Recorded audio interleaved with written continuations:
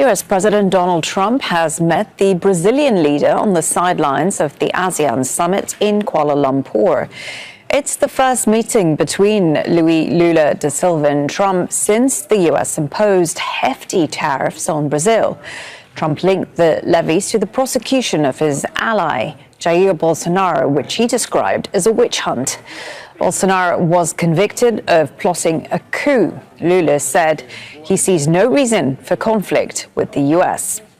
Let's bring in Rob McBride, who's at the summit for us in Kuala Lumpur. Rob, so President Lula meeting with Trump. This is the first time they are coming together since that dispute over tariffs. What is the significance of this meeting, and what do you think each side is hoping to get out of it?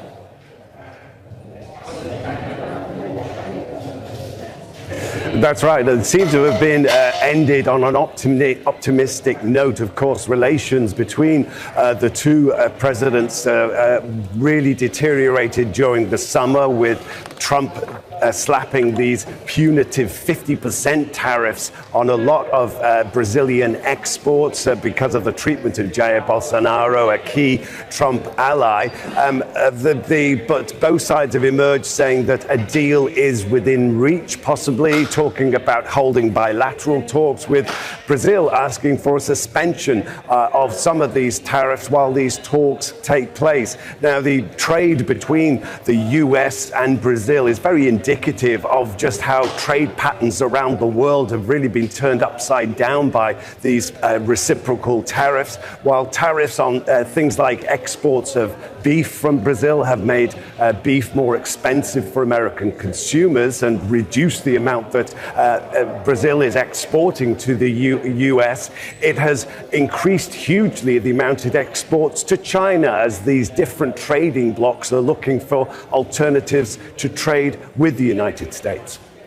And Rob, the US is also signing a series of trade deals on the sidelines of the ASEAN Summit. What more can you tell us about that?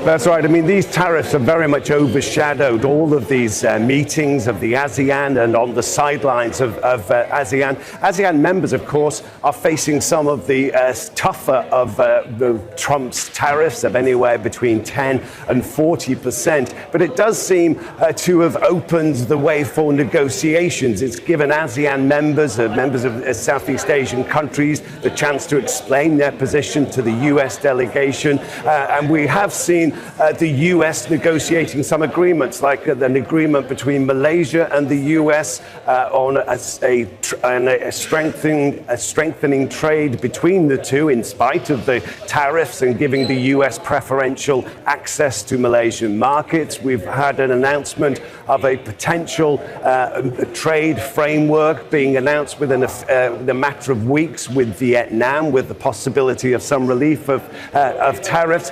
Probably the most consequential set of talks has been between the US and Chinese delegations, with Li Chenggang, he is the chief Chinese negotiator, saying that talks were candid and comprehensive. And of course, this comes as a very important prelude to the next stage of Trump's visit to Asia. That's taking him up to South Korea, when we will have a long anticipated summit with his Chinese opposite number, Xi Jinping, amid talk of a potential big trade deal being in the works between China and the US. Okay, thank you so much for that. Rob McBride there with the latest from Kuala Lumpur. Don't miss out. Get the full picture. Subscribe to Al Jazeera for reliable news and expert insights. Like, share, stay ahead.